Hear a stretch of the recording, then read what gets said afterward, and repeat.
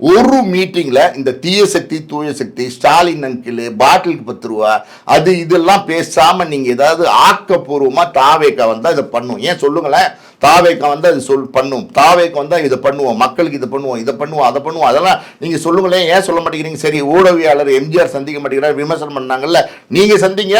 ஒரே ஒரு press meet வைங்களேன், ஒரு ப்ரெஸ் மீட் வைங்களேன், கேள்விக்கு பதில் சொல்லுங்களேன். ஒரு கேள்விக்கு பதில் சொல்ல முடியுதான்னு பார்க்கலாம். முதல்ல கேள்வி கேட்கறதே புரிஞ்சிக்கவே முடியாது விஜயால.